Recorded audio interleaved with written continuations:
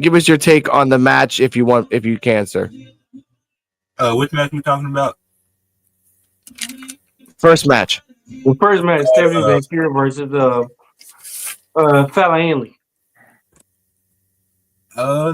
Not gonna dive too deep into it right now, but I'm glad that Stephanie Vancouver got the win. But a 1-on-3 is crazy that Fallon Henley still lost that way. I was thinking they would have had I figured the interference would have made Stephanie lose, and you do Stephanie and Julia as standing delivered for the title. But now they could be putting both titles on the line, or I don't know what they're gonna do with the Jordan Grace situation and how she's gonna be involved. Okay, I get that. Miss Invisible Woman, what's your thoughts on this match in general? Well, I agree with you, Joe. I don't think that Fallon Henley can keep up with Stephanie because she's fast. She's just quick on her feet. I like that about her. But this was a good match, in my opinion. It was a little bit drawn out, so that part wasn't my favorite. But the build-up kind of made it obvious that, like, all right, this is it's Stephanie's time to take the belt. So I give it a solid A-. Oh wow. Yeah. And Alex. No, I mean. Yeah, go ahead. Yeah. No, I didn't.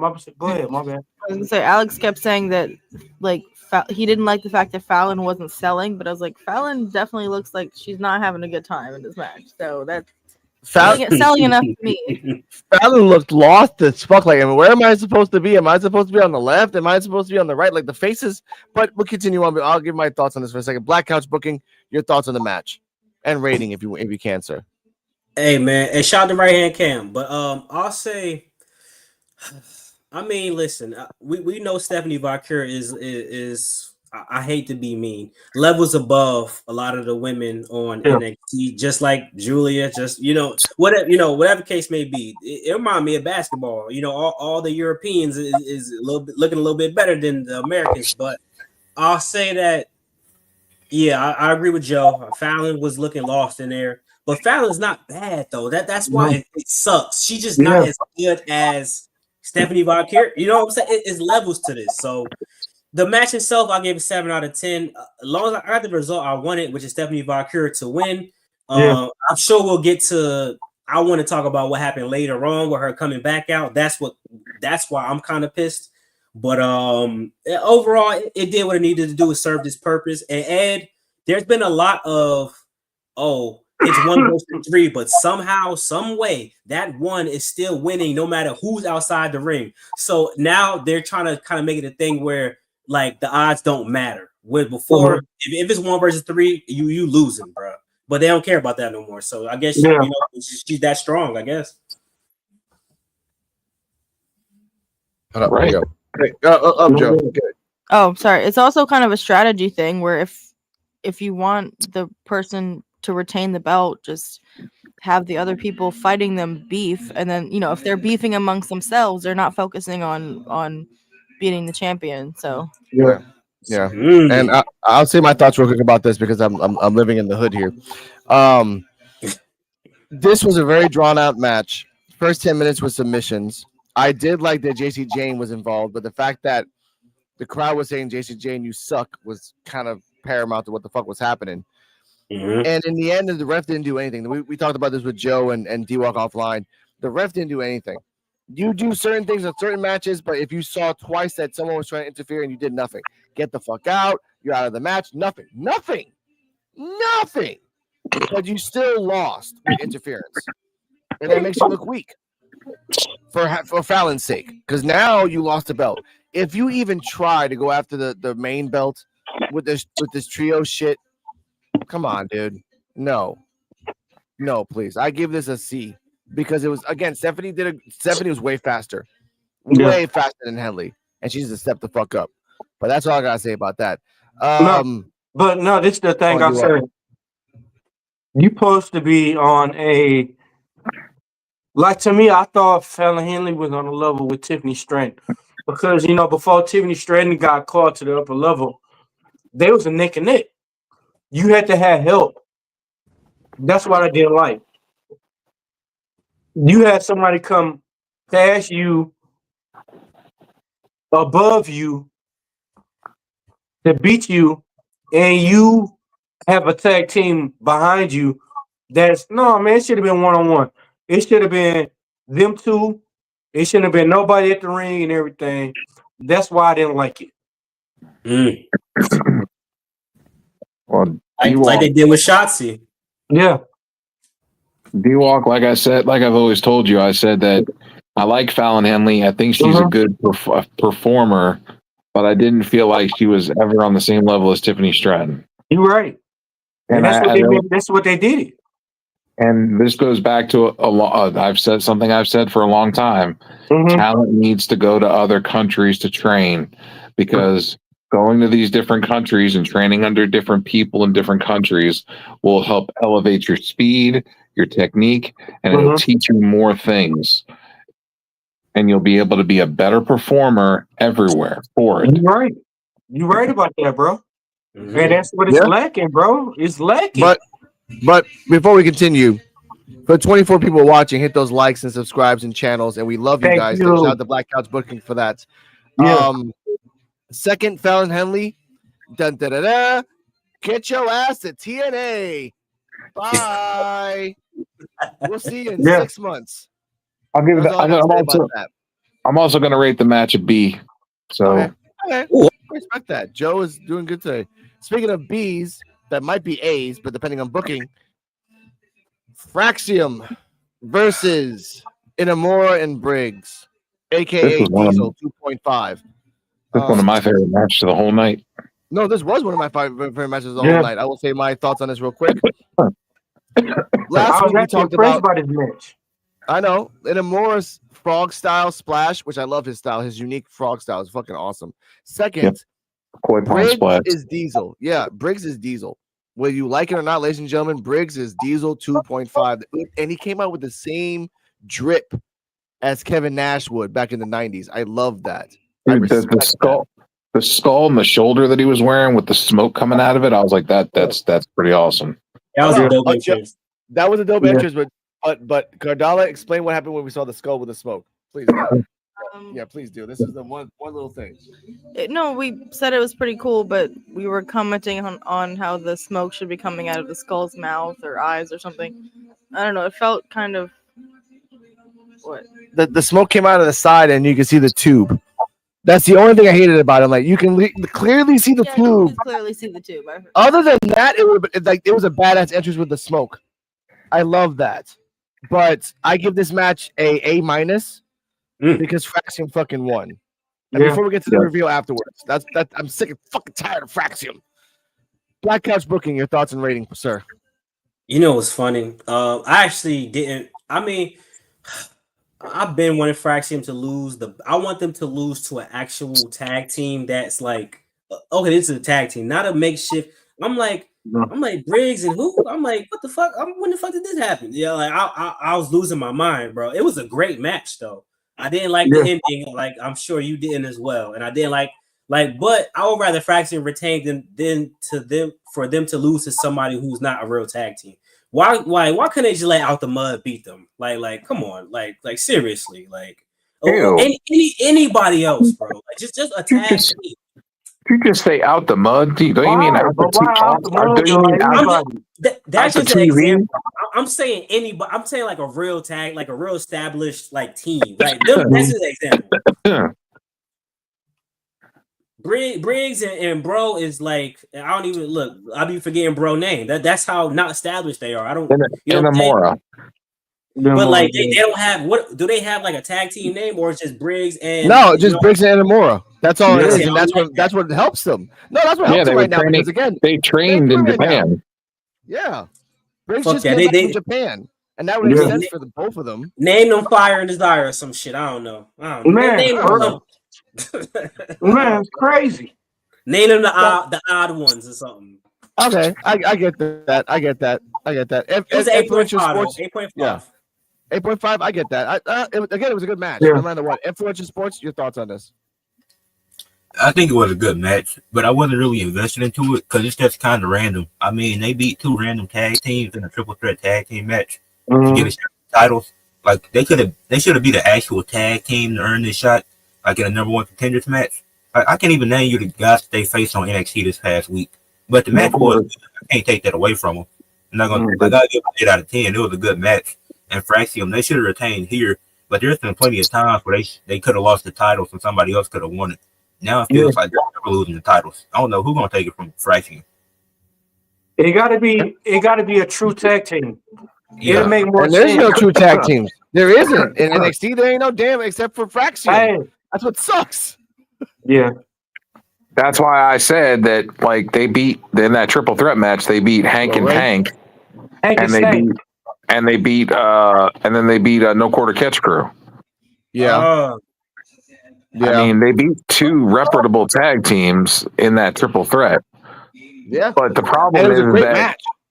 yeah, and you want a surprise. You want to have a big dominant team just come in and all of a sudden win championships, and it's like, what the hell just happened? You could have used this as the start of the split in Fraxium.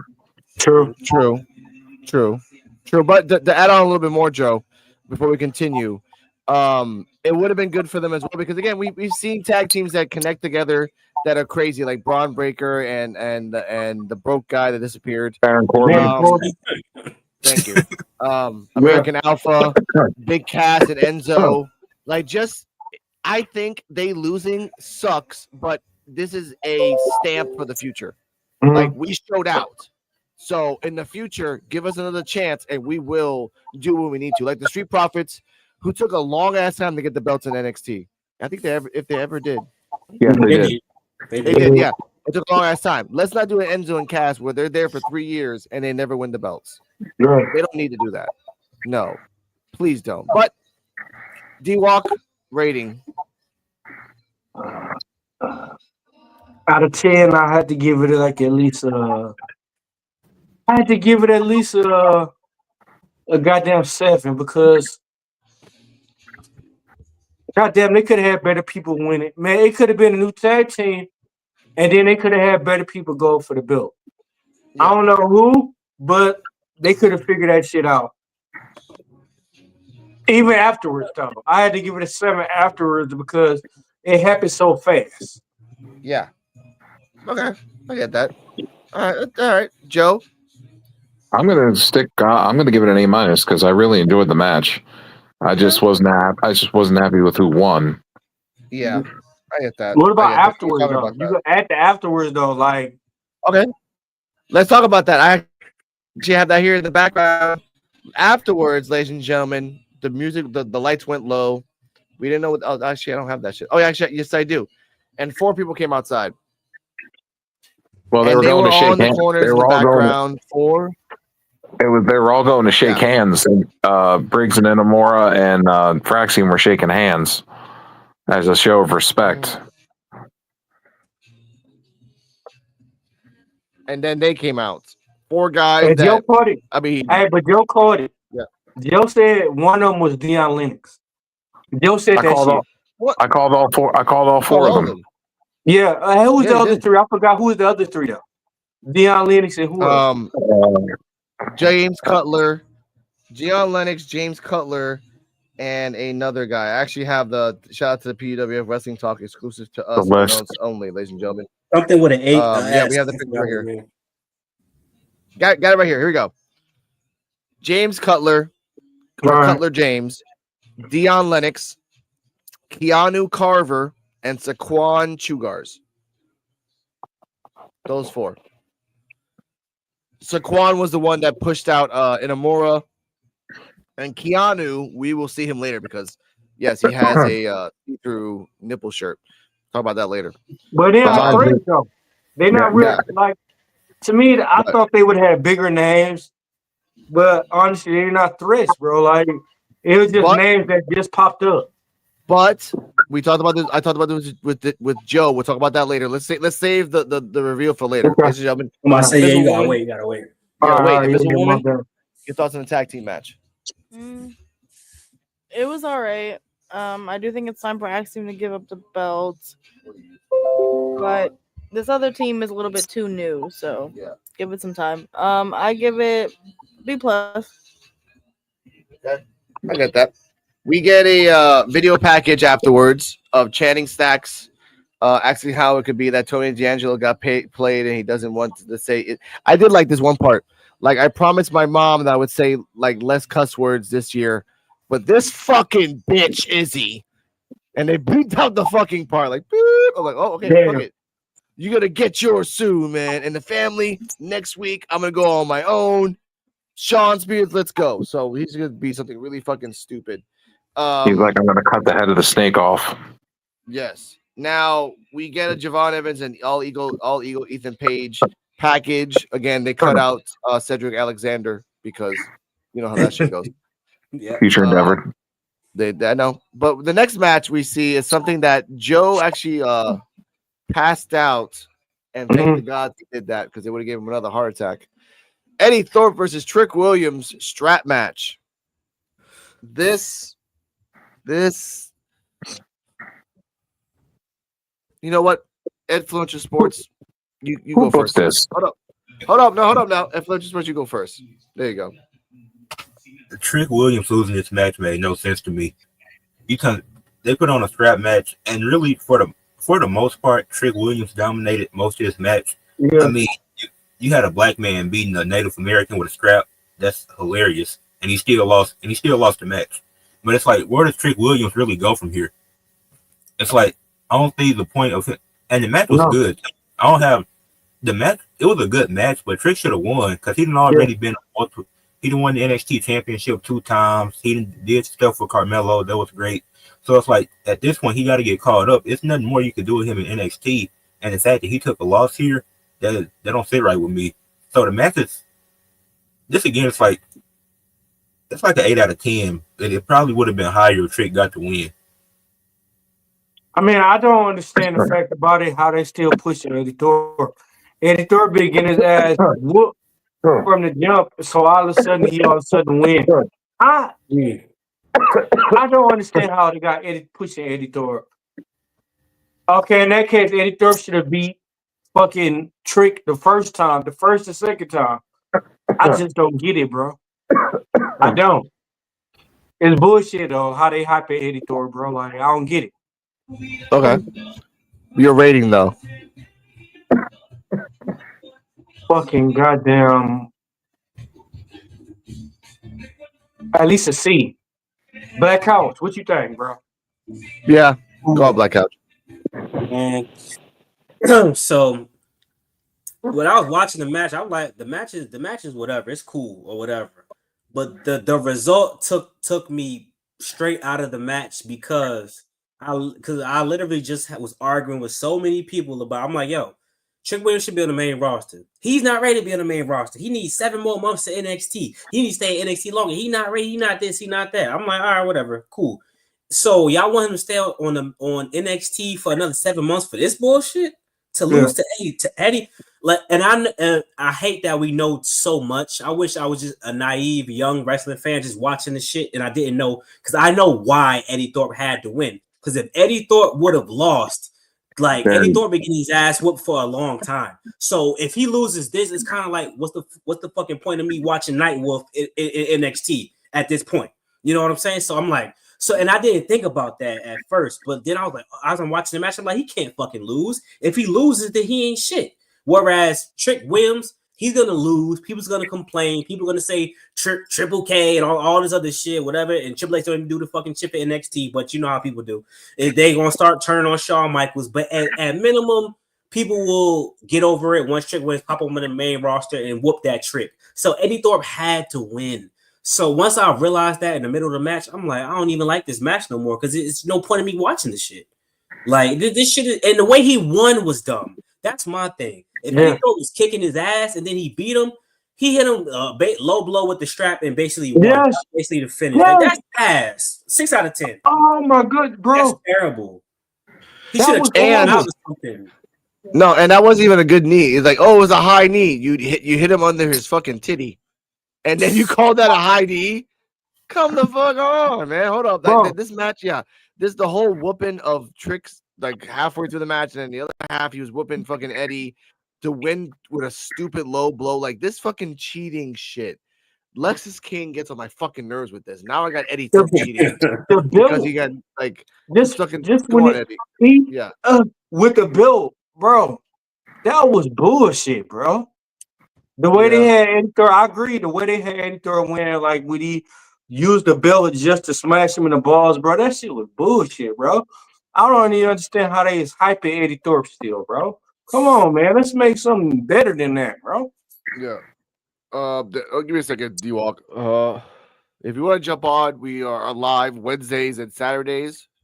Hit us up on our DMs or Yes, find us on sir. YouTube. Yeah, find us on YouTube, Mr. F Flint 810 on me, Joe BNCO on Joe's, and Rican Reactions on mine if you're watching it, and Blackout Booking. Yes, sir. Yep. But like Now, I said, as I was saying, yeah. go ahead. What you were saying, bro? Go ahead. My bad. No. What I was saying about this match is like Black Couch is right. Like you, like halfway through the match, you knew he was gonna win by some stupid fucking standards. Now you have to continue this feud until the next pay per view, which is gonna be in March. Mm-hmm. So that's why I don't want to see this shit in March. What the fuck are you gonna do? A strap on a fucking pole match? Yeah. Like that's as far as you're gonna go here. If Yeah. not, suck a fucking donkey dick and get the fuck out. Honestly, man. But that's just me. Invisible Woman. Thoughts on the strap match and Eddie Thorpe winning cheating wise? I give it a D. That's all. Damn. Okay. I love There you, we girl. go. And it's the thing, though. What appreciate do your it? car. Where would it lead to? Where is it going? Eddie Thorpe won. Where is it going? It don't go nowhere. He's going no, because I think he's gonna sneak his way in for another championship match against Oba. I don't know why they're gonna do it. I don't know why, but they're gonna do this shit. Then because you have this new group that we'll talk about a little later, and what's Sean Spears' new group, I think he's kind of gonna be stuck. He can't go for the North American. He can't go for the NXT again after Oba whoops his ass again. Then what the fuck are you gonna do? Shout out to Influential Sports, he'll come back. So other than that, you're kind of fucked, honestly. So I'll say that shit. Oh man, shout out to Influential Sports. Shout out with that. Are we gonna? We get a recap afterwards. We get a recap of Absolute Ricky Starks making his debut this past Tuesday. We get a Twitter promo where he talks about watching the show tonight on Peacock and says he'll be signing his contract on Tuesday NXT. Now, Mr. Black Couch Booking, when he comes out on NXT, who will be the first opponent? For who again? For Ricky Starks. I mean, realistically, what's Wesley been doing recently? I haven't seen him on TV at all. He been on TNA with that with his tag team partners on there fucking up the Rascals. They were just on TNA what was it, a couple of days, yesterday, day before. Okay. Crossing the Rascals. Well, we need somebody to come and get their ass whooped. I think he'll be a good candidate, but if they want to take it seriously, you can do something cool. You can have two former AEW guys go at it. Why not? Yeah. All ego. That'd be dope. Yeah. And then they can like do backstage segments and make hits at it, saying you came here, you think you elite? Nah, you ain't elite. I'm elite. You know what I'm saying? Some bullshit like that. That would be funny, I guess. What's funny about that is that when Ricky came out, he goes, I said like the two first people that they will probably put him out was either Ethan Page because they know each other and it makes sense, or Wesley because Wesley. Other than if Wesley does the same thing twice, where Trick is backstage, Wesley talks shit, and then you have another match, and then you fight one of the bodyguards or both of them. I'm like, all right, well you're just stalling. But if not Ethan Page, Wesley. We have a question from Jakar. I'd like to answer this before we continue. How do y'all feel about every title holder in the WWE being worse than the holder was this time last year? Now, I'm not a really big fan of the main titles, but Joe and D-Walk have been, and Black Couch Booking. You guys can answer that. Joe, go on. I don't know how you would feel, how you would say that they're worse. I mean, Cody Rhodes is the world champion versus Roman. Roman held the title a long time. It was time for him to pass the torch. And Cody's not doing a terrible job of representing the championship. Now, if you want to talk about some of the other titles, that could be that's a whole different ball game. Yeah, That's subjective. Was EO? Who was the women's world champion last year? EO, right? EO, and then she lost to Bailey. I don't. Is Rhea worse than EO? Just because I don't know that I that's a little iffy. Is Gunther worse than who the hell is the set? Well, that's a tough one. I wouldn't say everybody's worse in my opinion. Tiffany Stratton is the champion now, and who was champion then? Yeah. Hey, to me, honestly, they need to be pushing EO Sky. EO Sky killed it. To me, EO Sky is hot. Shout out to my guy, Mel Dougie. But to me, EO Sky been hot. EO Sky could do everything, bro. EO Sky, man. If it ain't EO Sky, bro. EO Sky is a solid performer. Problem is that there's too many bigger performers that are in the company. Who bigger than EO Sky? Rhea Ripley for Sky starters. Can do anything. I know. I'm just saying. All Ego Ethan Page is bigger than EO Sky because we're going next to that match. All Ego Ethan Page versus Javon Evans. The punch heard round the world. Joe. No. Why? Hold on. Why you gonna remind us of this match? I know. I went the wrong way. I gave the gun to a guy that wants to shoot the guy. Black Couch Booking. Your thoughts on Javon Evans versus Ethan Page. Then you go second, Joe. I was having I mean, this is tough, man. I'm not gonna say that. Cause all right, I'm gonna just judge. The match was cool. The match was fine. Javon Evans, I still hate the way he throws punches to this day, and I'm probably never gonna get over it because that shit looks bad. I don't like that shit. Like you should know how to throw punches, but fake punches at that. You never slap box before. I'd rather you, but whatever. The match. I'll give it a 7 out of 10. The result almost took me out, but you know, I'm not gonna harp on it. I don't know what's the point. You know, just send Ethan Page to the main roster. Like he could be a serviceable United States Championship division guy. Even if he don't challenge for the title, he could be in that division as the fourth guy waiting to get the shot or something. Like I think Ethan Page at this point that he's above being in NXT now. I think.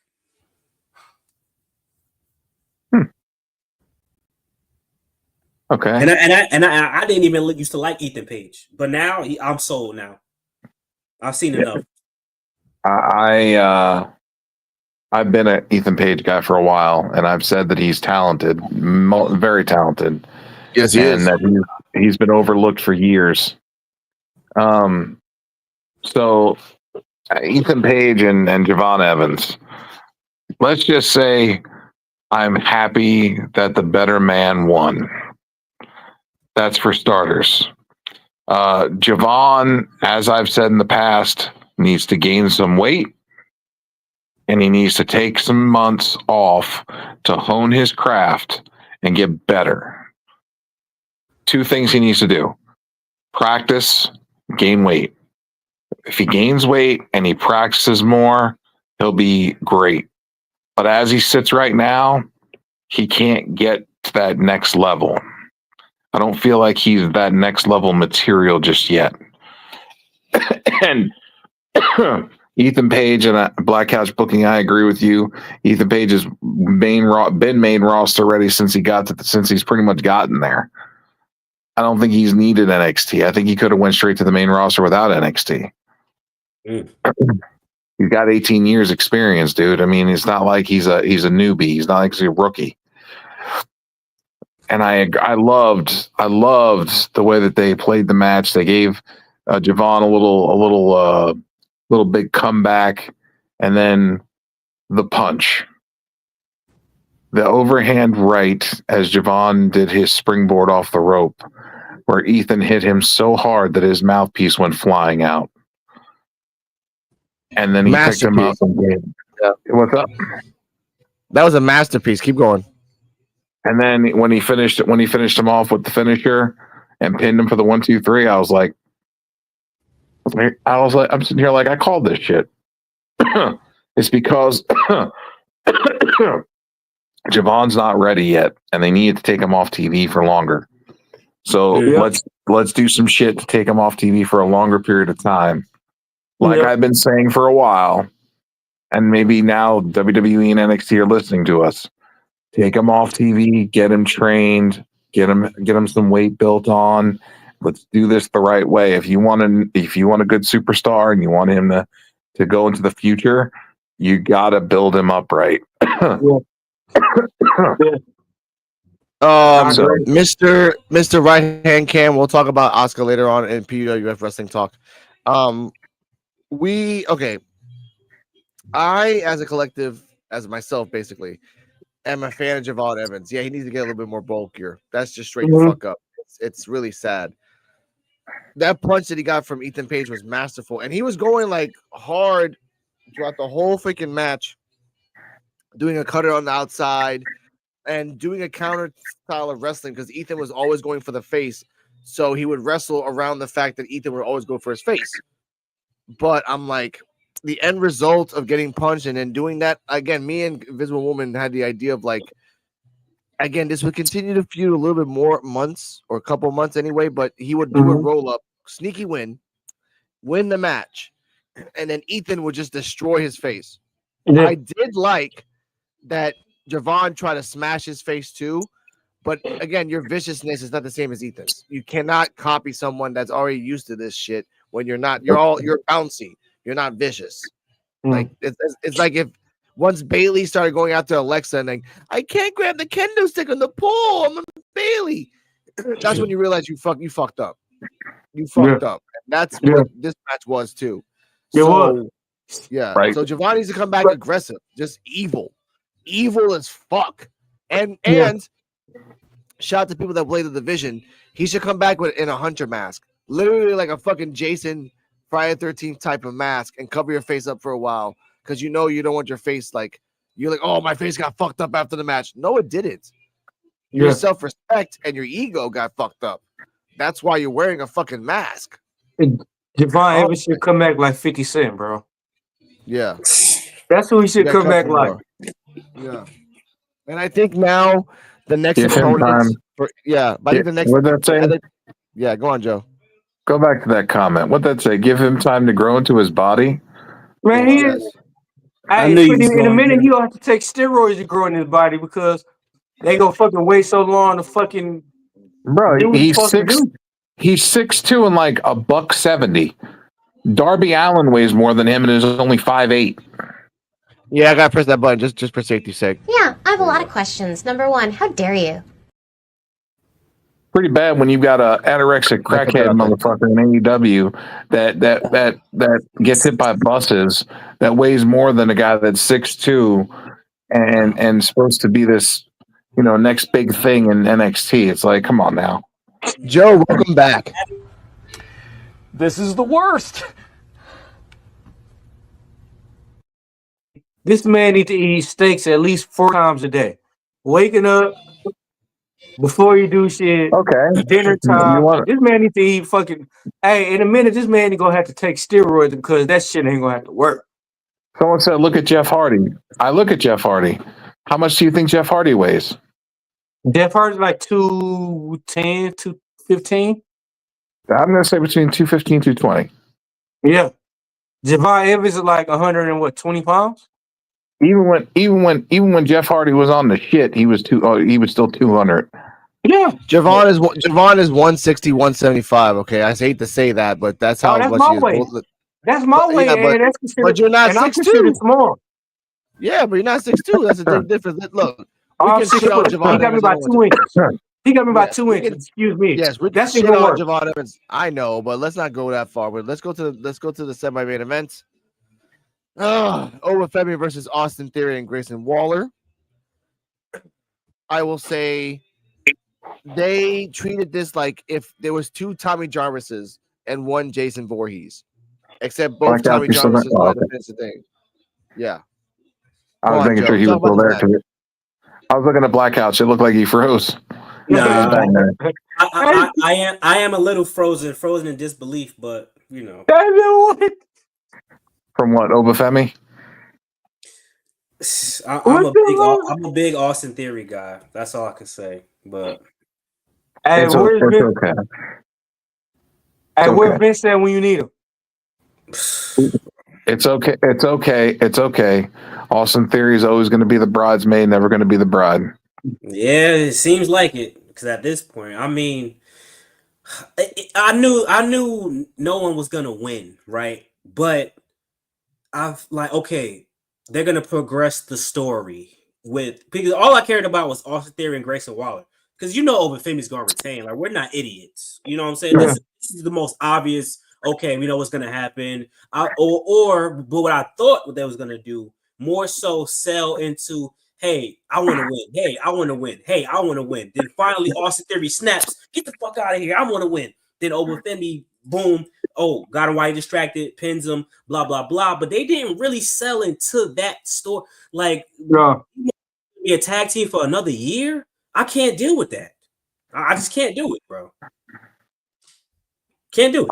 I wasn't happy when they first became a tag team. Yeah.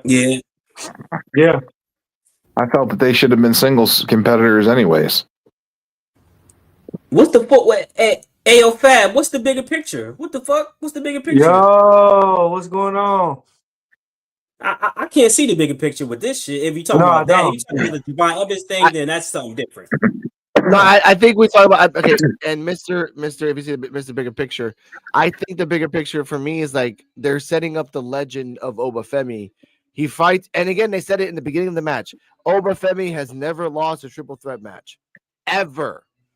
So that just tells you right there he wasn't gonna lose this fucking match right off the bat. Yeah. And in a couple instances, it looks like he was going to lose, but because of Austin Theory and Grayson Waller booking that, they were like, oh, I'm kind of angry at you. I'm kind of not. I'm kind of going to do this. I'm kind of not. Let's go after him for a little bit, but let's not go after him. I'm going to pin him. Like in the first 2 minutes, he said, lay down, Austin. Lay down right now. Let me pin you. It's my time. I'm like, okay, we're going to do this shit now?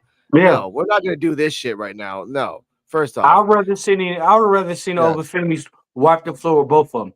Just to clean sweep than anything. But why you have two tag teams that's gonna triple threat? That don't even make sense. We'll talk about that, the Sick Horror King. But the fact that I want to say is this. This match showed out that Obafemi is very versatile.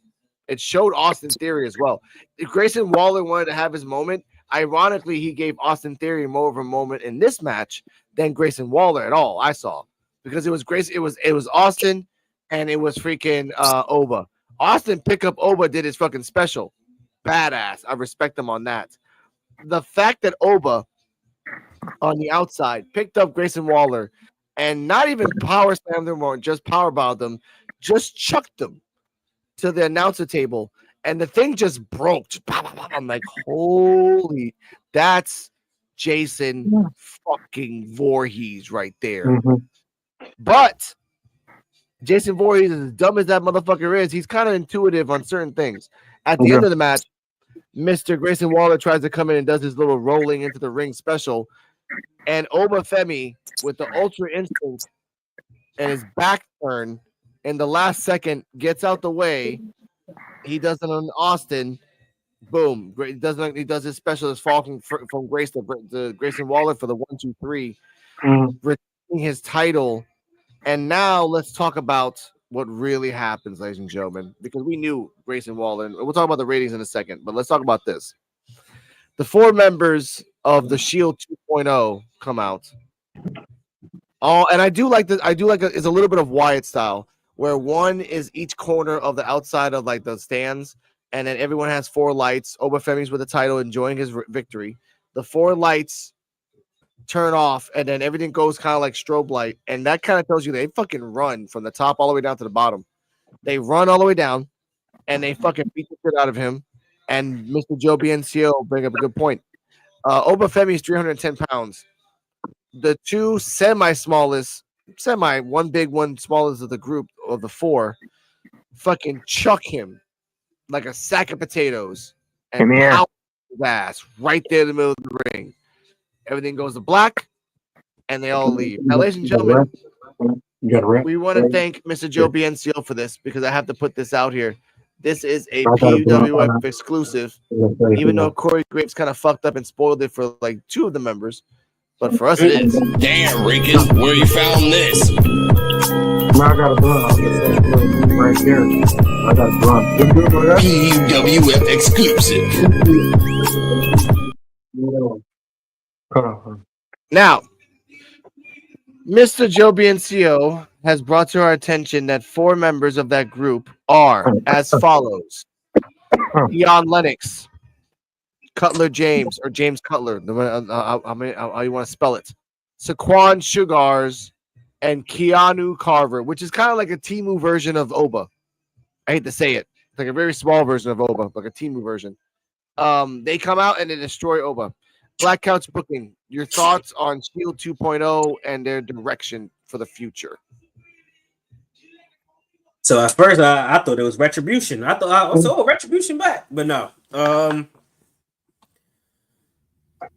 I'm hoping I'm not hoping, but do this. Have Oba and Fraxium and somebody else against them. Don't have them challenge for titles individually because they're not going to win them. So then you're already going to kind of kill whatever momentum they can get. Just like with the Shield, you can have the Shield just beat up on 3 top people or whatever the case may be, just beat up on them. So they beat Obafemi, Fraxium. It's 4 of them. So even Ricky Starks, whoever you want to put else in that, just beat them in a multi-man tag team match. That'll still make them look credible without having to have them lose a championship match automatically. Because the first thing I thought, y'all attack Obafemi, which one of y'all going after the title? Mm-hmm. Like that. That's why I was like, okay, I don't know what the point. If y'all just come to cause chaos and be the Shield, cool. So now y'all have to win 4-man tag team matches or 3-man tag team matches all the time. So if you do that, then I'm cool with that. All right, this is the question to me though. They bring in all these different people, but then people forget TNA is partnered with WWE. When is the invasion angle gonna happen? I want to see an invasion angle happen before anything, bro. The invasion angle happens after this, but let's talk about what happens now. We'll talk about the invasion angle, but what happens at this moment between Shield 2.0? What are your thoughts on this? Because they are Shield 2.0. They are. Dion Lennox. I can't. I can't. Like I said, it should have been. I mean, it was a nice surprise, but I don't see Dion Lennox. Dion Lennox to me is like you remember who's that group that invaded WWE? It was Daniel Bryan, Nexus. Do you remember Tyson Carver? That's who Dion Lennox is gonna remind me of, Tyson Carver. And that's how it happened tonight to me. Dion Lennox remind me of Tyson Carver. The dude with the mask, didn't nobody even know he didn't really do shit and everything. That's who that remind me of. But I'm just saying this is me. No, I get that. I get that completely. But what I'm saying is that we had talked about this. Dion Lennox is a good wrestler when he's all like on demon time. And I want to give a shout out to the Sick Horror Kingman for putting that out there. Everyone watching, see those little things down below? That's yellow. They're going side by side. That's Mr. D-Walk's socials. Check him out. Mr.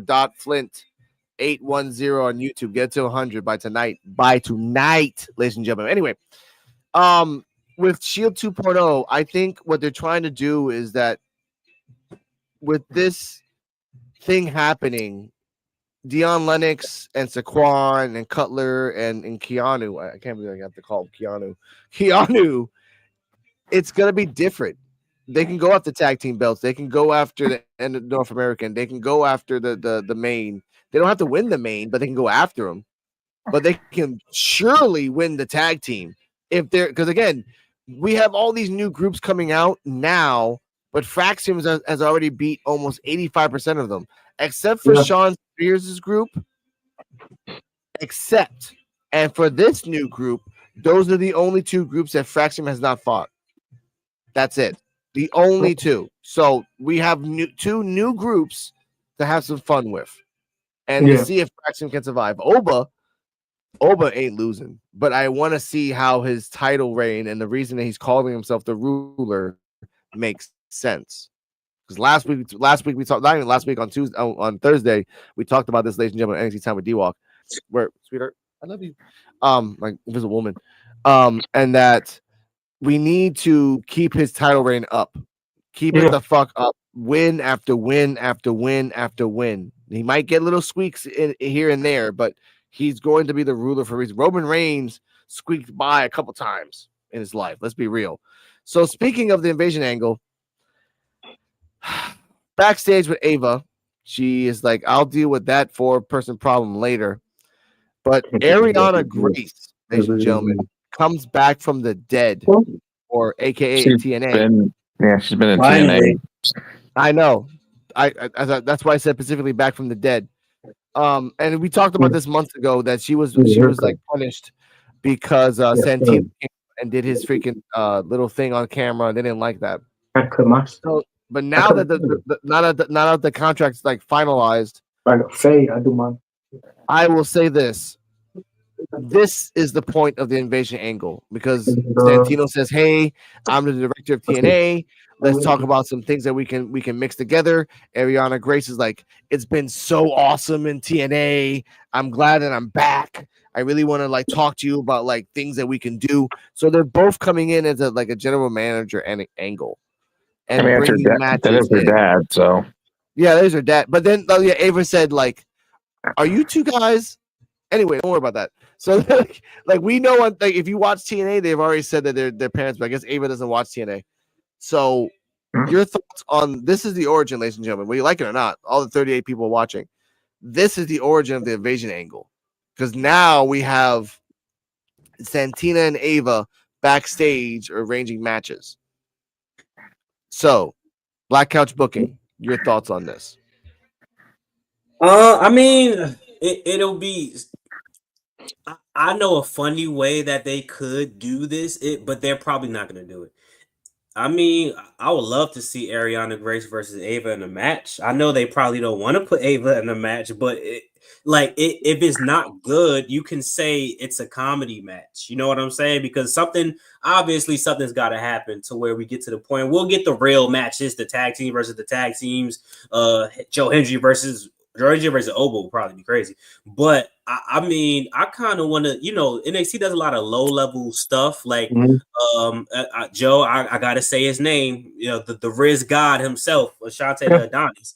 But I mean, if we could tolerate that, we could do Ava versus Ariana Grace. And I like Ariana Grace a lot. So, I mean, I would be down if they did some comedy shit like that. Joe, continue real quick. And for Naya, yes, because she's the final boss at NXT. She's probably never going to be in the ring. Probably never. And that kind of works for her, because then she goes from NXT to Raw or SmackDown.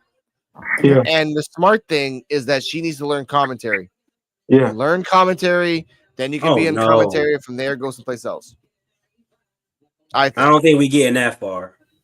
Maybe in the future. I'd say in the future. But for now, if you're not going to be a wrestler in NXT, be a general manager and again, you have The Rock as your fucking daddy boss in TKO. Yeah. So you can just let's go to Raw. Hey, guess what? She's the final boss of Raw. So anyone who doesn't like that, shut the fuck up. Get your sweet ass out of here. And smash you on the butt on camera. It'd be better what Triple H doing right now. Yeah. Yeah. Well, you know what? I'm a little buzzed, but I'm not drunk yet, Mr. Judas. I don't know what Triple H doing. I don't know what the fuck Triple H doing wrestling right now. Let me speak for Triple H is dropping the ball. He dropping the ball on a lot of shit right now. Yeah, but I will say this: now that we have the origin of the invasion, we're gonna have, like I said, the Black Couch Booking said the same thing. We're gonna have a lot of crazy people coming. Master Slamovich, a surprise later that I thought she was up in the main roster, but I guess that pay cut you got is not worth anything. But Joe, hold up, Joe. We'll talk about that later. After all this happened, and then Heath Thorpe match and all ego match and Austin Theory versus everything else, and we have the main event: Bayley versus Cora versus the show. Roxanne versus Julia. Fatal This 4-way. match. Give me a second. I got it right here. Got the 4-way match. I think I have it right here. Yes, I do. There we go. Boop. Now, this okay. I understand that Bailey in the beginning when she came out, went to the crowd and said, "Hey, like let's wake the hell up," because she knew she was the last match. She knew that this was the last match, and people were like already hyped for a good match between A-Town Down Under versus Oba.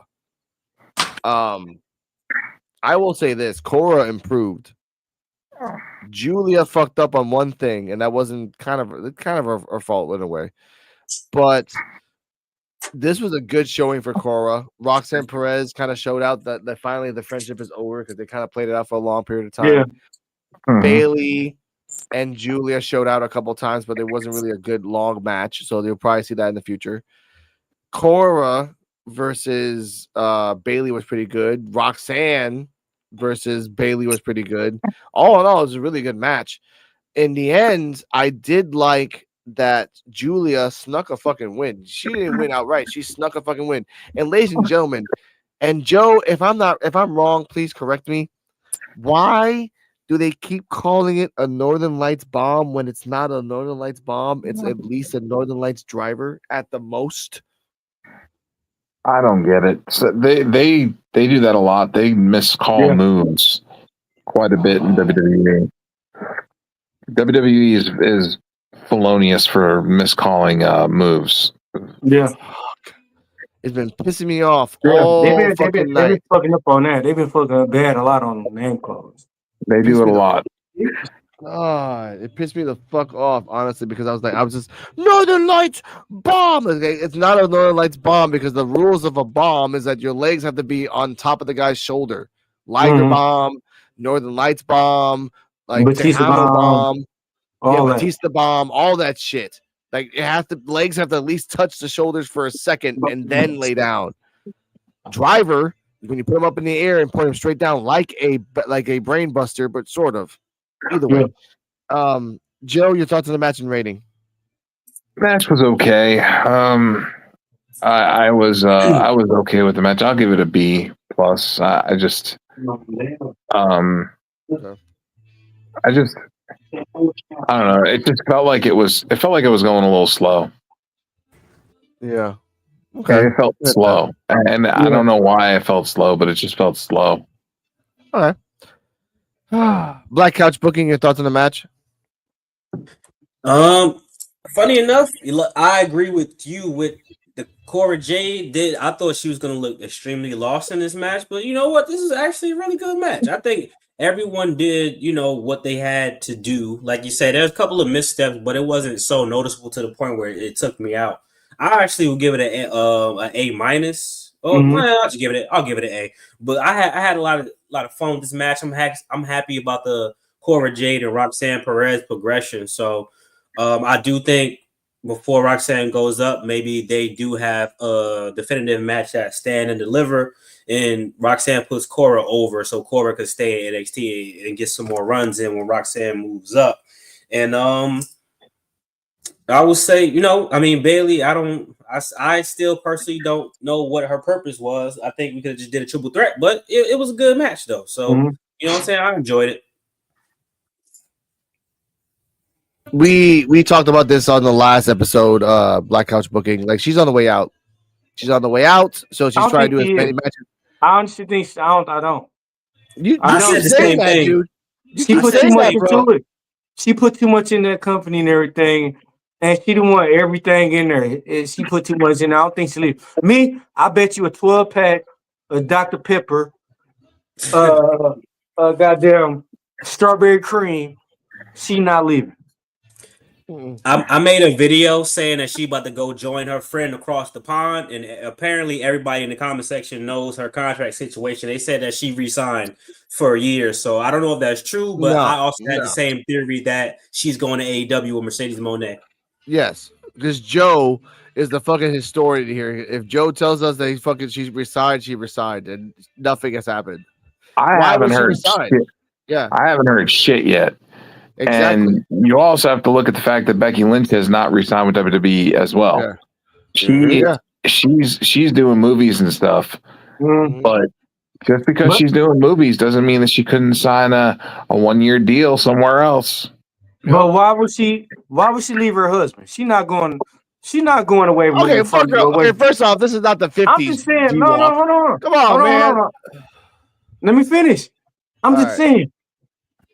A lot of couples we see is most likely wrestling the same. Okay, so we just seen Jordan Grace sign with WWE. Then all of a sudden we just seen motherfucking Jonathan Gresham. A week after that, a couple days signed up with WWE. Couples I'm just saying. But there's an asterisk to that example, Mr. D-Walk. Jordan Grace got a fucking massive pay cut. For that signing, and Jordan and Gresham probably got the same fucking thing too. And what I just bet you, I just bet you 12-pack of fucking Dr. Pepper. I'm standing on what I stand on, baby.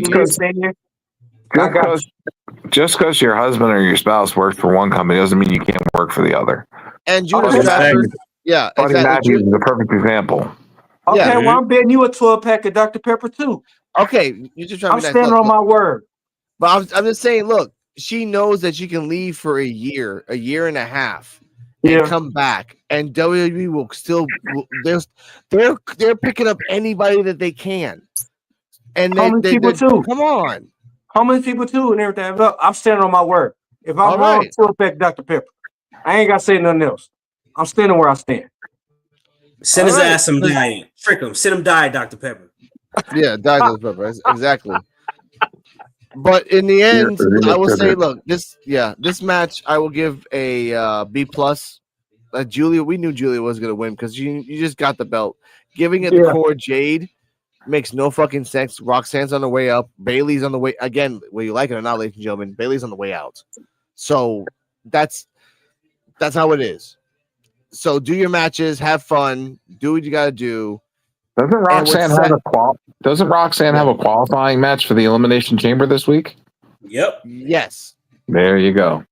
There you go. Hey, and again, matter of fact, Invisible Man, if you wrong about it, I want a big ass bag of Doritos because I know you got some good ass Doritos.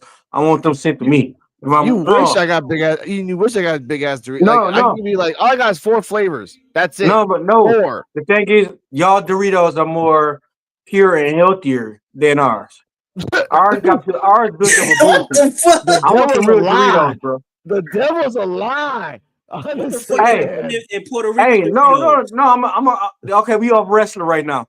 Have you ever tasted Mexico Doritos and our Doritos? Yeah. It's way more better. Theirs is way more better. Like, it's more, I'm telling you, man. Order some Mexico Doritos, bro. It's crazy. It's not. I'll tell you right now, there is no special sauce in this fucking place. It sucks ass. It's the same exact. I wish I was in the States. They have like from 65 here? flavors of Doritos. Here, all we got is 4. Here? Look, D-Walk, all we have is normal, ranch, spicy, the purple bag, and then the green bag. That's it. I'm talking about regular Doritos. I had somebody go to Mexico and get some Doritos from there, and we tasted our Doritos.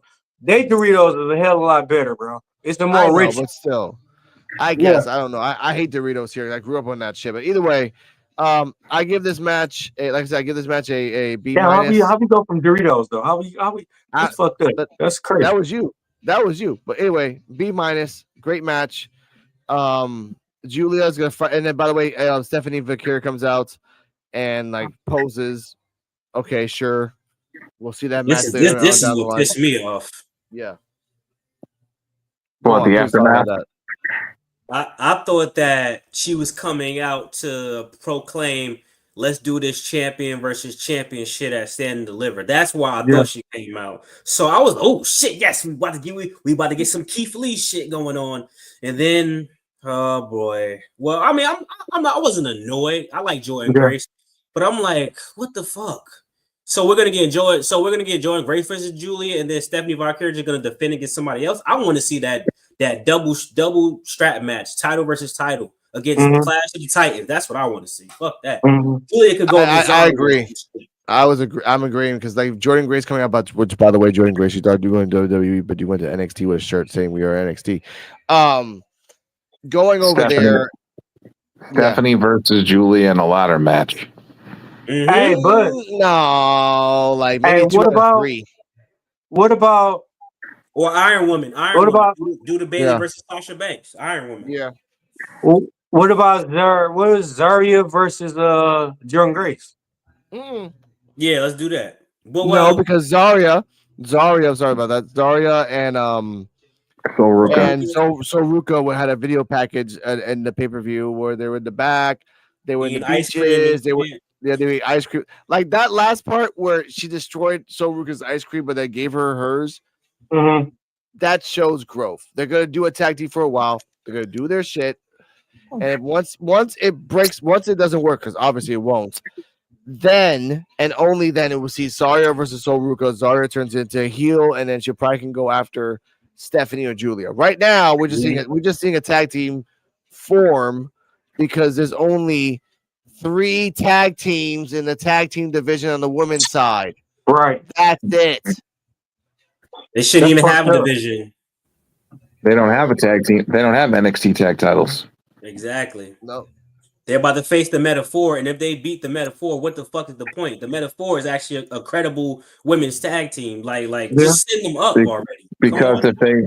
Because if they beat Metaphor, which has been the last one to challenge for the tag team championships, then it shows that they're reputable enough to challenge for the tag team championships. First off, Joe, they're not good. Like, and Black Couch Booking, you check the stats, and everyone down in the comments, you could tell me if I'm wrong. NXT and Metaphor have never lost a match. They lose in the main rosters, but they never lose a match in NXT.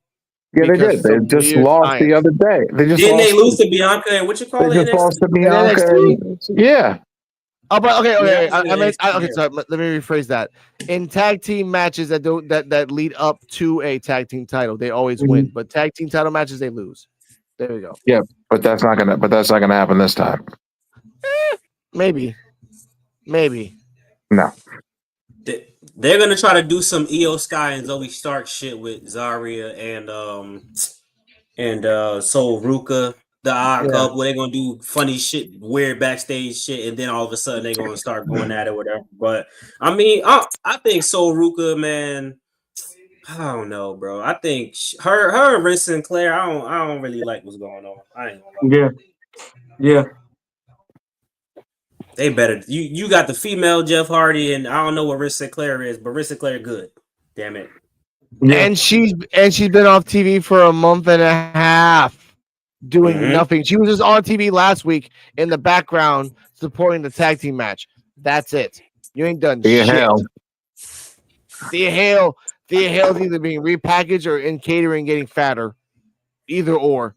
That's man. I have no idea. She MIA, ain't she? Like, what the hell? And by the way, if she's in fucking Evolve show, I'm gonna be pissed as fuck. Might be. Oh, and Evolve said that they will have championships. Oh, yes. And the new Evolve Women's Champion. Let's go. By the way, I'm actually considering watching that and reviewing that because again, it's a new type of thing. Wendy Chu is there, Brinley Reese is there. Like if they give them a chance, but either way, we'll talk about that later. But that's how you know. That's how you know Timo from LFG. That's how you know Timo coming up because they doing WWE for free. You can watch. Yeah. You can pretty much do it. You can watch whatever movie ever that's on Amazon and everything like for free. Plus the commercials, but it's free. Technically, but that's Tubi. But then Joe's right. We have LFG in A&E, and I kind of want to watch that in a sense later on. The LFG contenders kids are supposed to be on Evolve as well. Okay. I know Elijah Holyfield, Holyfield's son's there, and I really want to see his progression. I heard he's good. Yeah, I heard he's good too. I heard it's actually pretty good. Wednesday at 8. Thank you. Wednesday at 9:30 as well. Shine bright for you at NXT time with D Walk on Mr. Flint 810. But thank you. let's wrap up. Let's wrap up this NXT PLE, ladies and gentlemen. As a whole, D-Walk, what do you give it a rating? As a whole, I would have to probably give it a. I don't know. I at least have to give it a B. At least a B. I'm at minus the interference in some of the matches. Man, I had to give it a B. And then I gave it because it had potential too. It could have been better. Good. Thank you for that, Shine Bright for you. Mr. Joe BNCO? I'm going to give it a B plus. Ooh. Show was good. Show was good. I felt like it had room for more. I felt like they had room to do more. But majority of the outcomes were what needed to happen, and I just feel like I want to see more out of NXT. Okay, I got that. Mr. Black Couch Booking, overall rating. I'll give it a B overall. The matches themselves I enjoyed. I'll say 2 results kind of really threw me off. I'll say that. But as far as the wrestling goes and stuff like that, it definitely a B. And I do agree. I do want to see more from NXT. Like, I know they're trying to keep a certain format with a certain amount of matches, but I would have loved to see a NXT North American Championship match, which I already know we did shit with Tony D'Angelo, whatever the case may be. But I mean, him versus Shawn Spears, just to slide that in there, that would have been cool. Or shit, I would have took fucking Izzy just to watch some bullshit. I would have been cool with that. I'm good.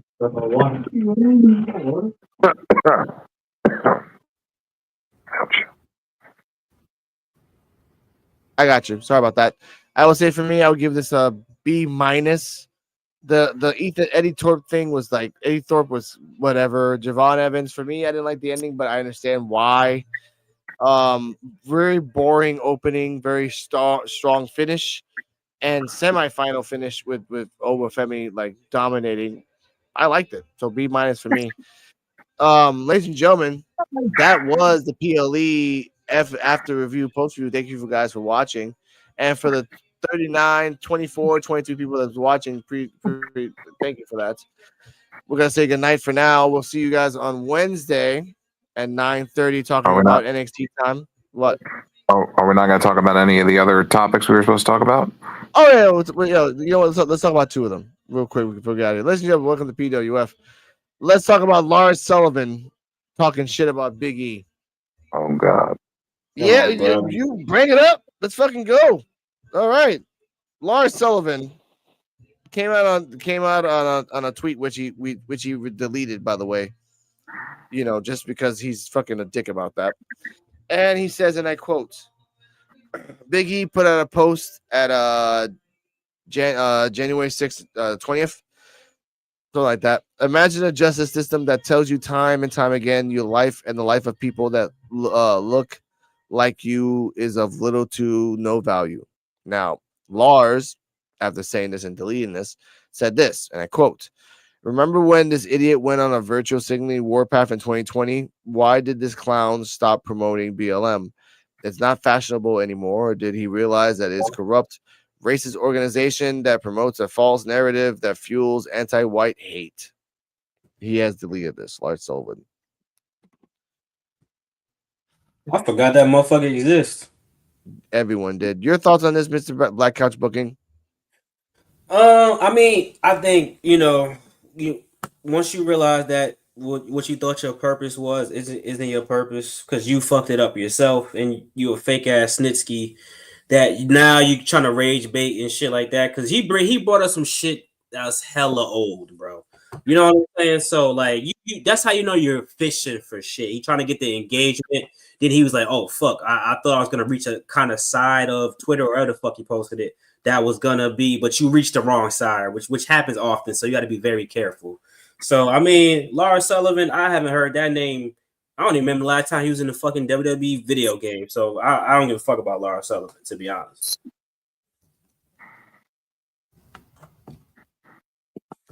I get that, Mr. He's D-Walk. Yeah. D-Walk? D-Walk turned the drunk walk. All right. Joe, your thoughts on this? No, whoa. No, oh, he's back. He said, "Hold on, motherfucker, I'm coming." God damn it! I said he trying to do a game movie. He trying to stay relevant, huh? Mm-hmm. Well, that's what happens with wrestlers in obscurity. They try to stay relevant. Ryback tries to do it all the time. Talk about it, D-Walk. Huh? No, you said what? No, I said he trying Talk to about it. But talk about what? We talking about what?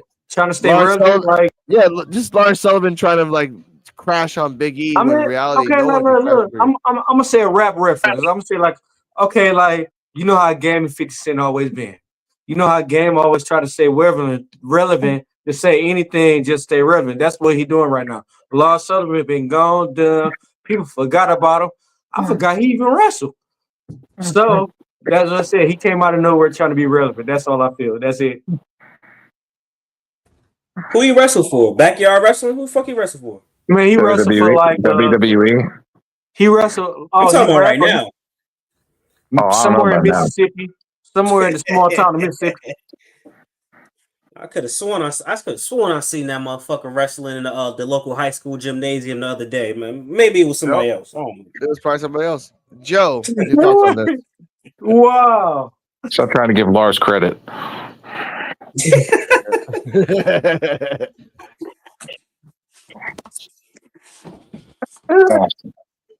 Nothing, Joe.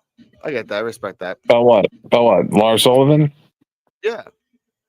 Everything's been said. Motherfucker is cloud chasing. Get him out of here. Yeah. How you say he dick riding? Yeah. He is. It's sad that. Come on, man. Ding me. You might as well ding me, bro. Come on. I said it. I got the way. Go and ding me, man. Come on. Ain't that? Wait a minute. You showing off? Ain't that the motherfucker from Monsters Inc? James P. Sullivan? Ain't that the fuck Sully? Ain't that first Sully? off, yeah, that was actually first. I have to give a button for D-Walk in a second. Daddy, chill. What the hell is even that? You know, I at least got to get one out of every episode. Come on. No, we almost didn't. I respected that, but my thoughts on this: Lars Sullivan, shut the fuck up, disappear again. Don't say anything else. No one's gonna rehire you again. No one's gonna call you to NXT. No one's like, you got back knee that turns into like the same scales as Bowser. Shut the fuck up and buy the fucking buy. Hey, Velveteen Dream get more. He get more positivity than fucking the creepo. Oh, we talking about shit. Yeah, we talking about Velveteen in his shirt. We talking about Velveteen in his shirt. Hey, we supposed to talk about that tonight. Patrick Clark. Talk about that tonight. Yeah. Joe? REAM. Patrick Clark. He ain't getting much more love, believe me. But I think in the future he's gonna get picked up by somebody like a organization. Like I don't think AEW, because I don't think like if AEW picks him, like they know they have gold and a good ratings push. Yeah. They know that, but they know they're gonna have a lot of problems with that on top of that ratings push. Like whoever picks him up is gonna have the eventual ratings push and then the eventual backlash behind that. But every I'm gonna say it like this: everybody you hire go. If you good enough, you will go over the bar. You will go over the limit because you could get away with it. Once Velveteen Dream like get himself established somewhere, and he know what he worth, man, he gonna better do whatever you want to do. Man, the only person that's going to be picking up Patrick Clark is the local police station. That's the only one picking that motherfucker up. I think TNA would take a chance. Well, no, they can't now. Never mind. Nope. If they had that WWE shit, I think they would have went for it. Hey, nah, they wouldn't have. But Scott D'Amore didn't even want to touch that motherfucker. Hey, just like your job. Your job didn't want to hire you, but you were good as hell. So they were like, damn, we ain't got no choice. There is one place though he can go to, a place that no one will say anything, and that's Japan. Oh yeah. No, Japan will not. Japan Why will not? because Why not? Japan doesn't like dealing with fucking convicts. Alleged We gonna talk about convicts. this off wrestling. We gonna talk about Stephon Marbury who choked his own coach and then went to Japan or Tokyo, and now he a legend. He didn't go to Japan. He went to China. Well, whatever. They both ballers, man. Whatever. It's Okay, all Carlito. Hold up, D-Walk. You know D-Walk you on deserve a that button for Carlito that. shit. Yeah, hold on. I'm sorry. Yeah, Jesus I have a lot of Christ. I gotta questions. do Number it. one, how dare you? Hey, man, I was trying to get one, man. Come on. Gonna start calling. I'm gonna call D-Wall Carlito. Okay, and I gotta press this. This is the worst. You can't do me like that. It's Black History Month. I just did. Give him another one. Oh, by the way, welcome back, Black Couch Boogie. You haven't seen this one out. You haven't seen this one yet.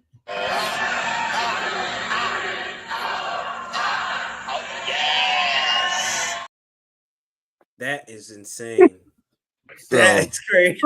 Yeah. Welcome to NXT Time with D-Walk sometimes. Anyway, I will say with Lars Sullivan, get the fuck out. Like, it's just getting boring and boring. But speaking of someone that, some people call boring, some people call innovative. We're going to talk about now in this time at PWF because it's actually going pretty fast. Mercedes Moné and Triple H. Mercedes Moné and Triple H. Huh? I got you right here. I got you. What the hell is going on? Yeah, I got you right here.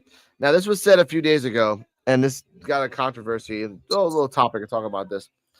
Now, Mercedes Moné said a tweet that said, and I quote, "If I listed the people that I wanted in AEW, the other place would go sign them. Hashtag AEW CEO, hashtag AEW Grand Slam." Now, the Twitter post that she put out controversy saying that AEW is not that popular to like, oh, if you try to hide names, WWE's to get them. The counterpoint that I want to say is that every other person that's got picking up in the last year was only because of the fact, I think, that they were in AEW.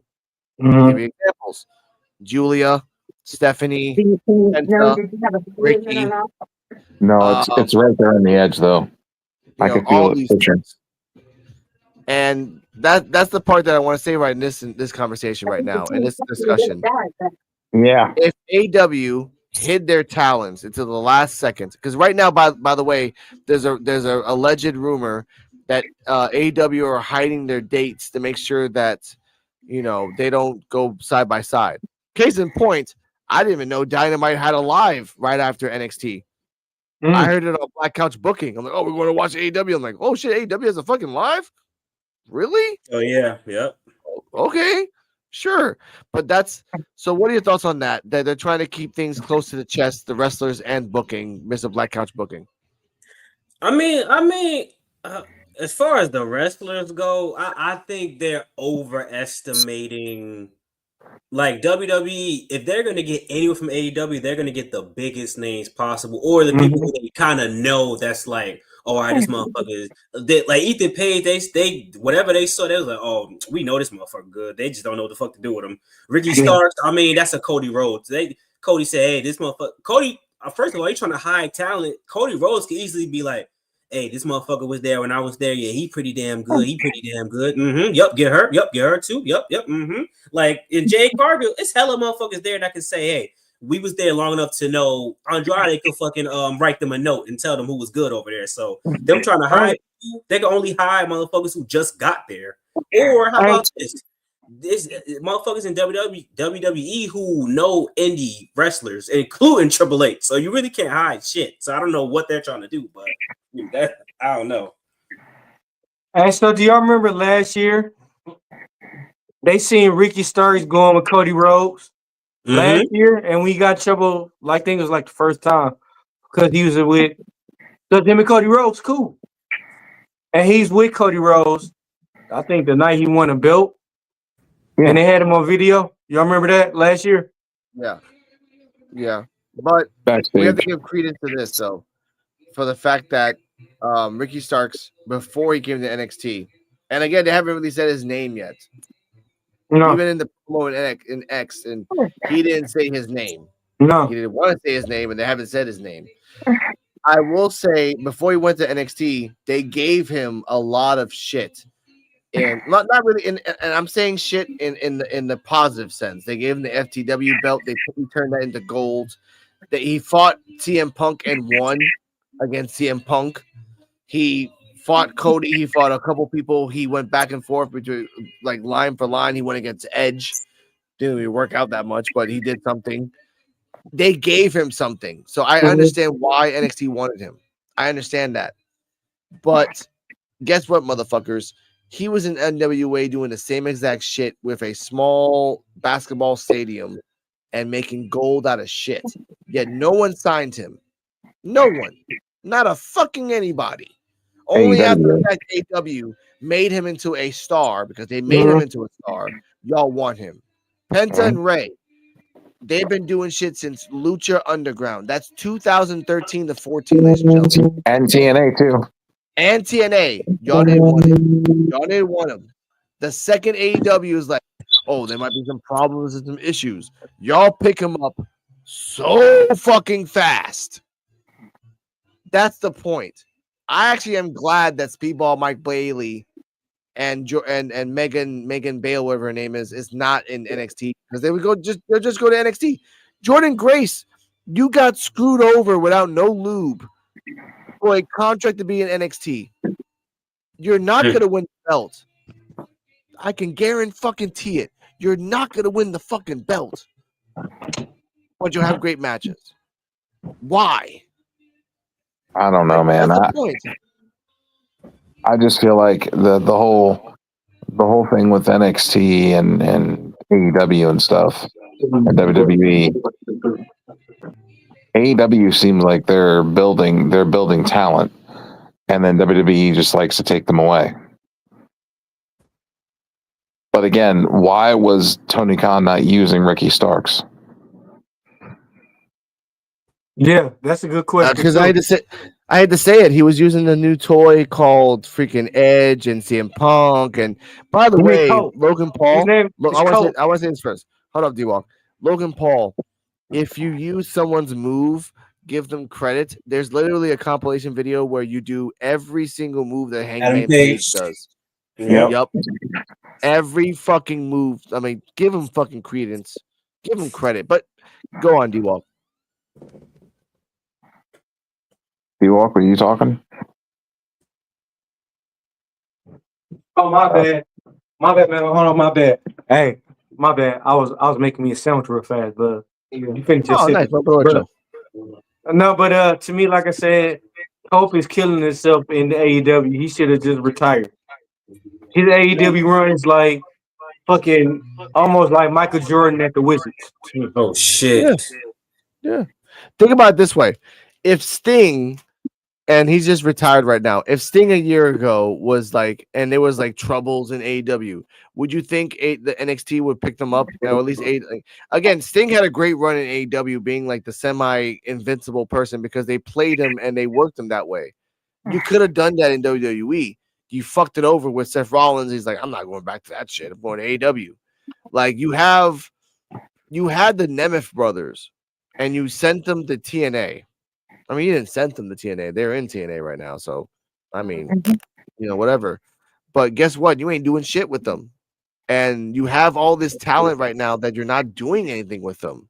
You have a show called LFG showing off all this new talent. You have Evolve with all these people with new talent, but yet you keep taking from other places because you need to take them for some weird reason. Why? Why would you keep doing that if you're the badass fucking company, Triple H? If you're the guy and the guy making talent, stop taking from other places. I feel like they're just doing it as a show of dominance. Yeah, which is stupid. Yeah, I mean, but they've been doing that for years, even before AEW. Like literally the hottest indie motherfucker. They'll sign them, have them look good a little bit, and then they'll keep them under contract, deny their release, and then even if they do get released, that bullshit 90 days just so nobody else could get them.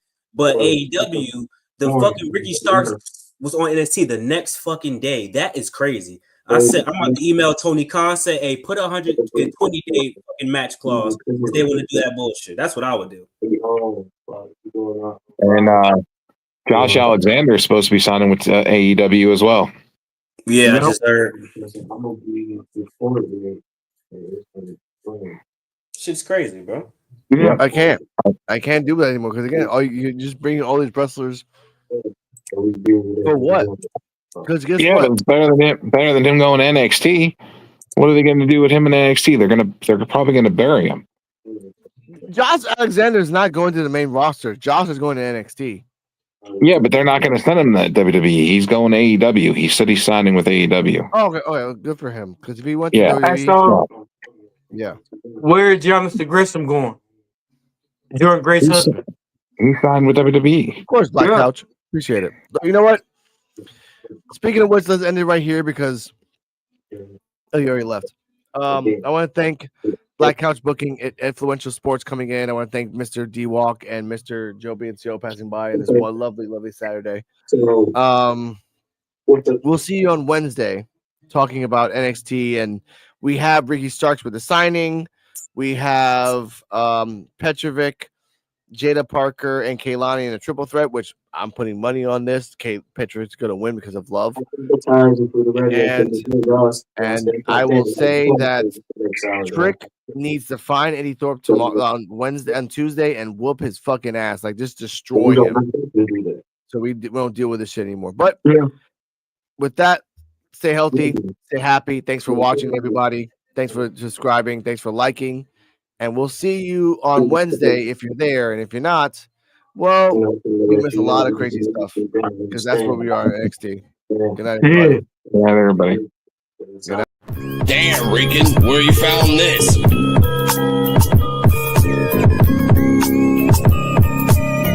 PUWF exclusive. This is the podcast for underappreciated wrestling fans. If you don't like it, suck our D-Walk, Joe BNCO, and the Invisible Man.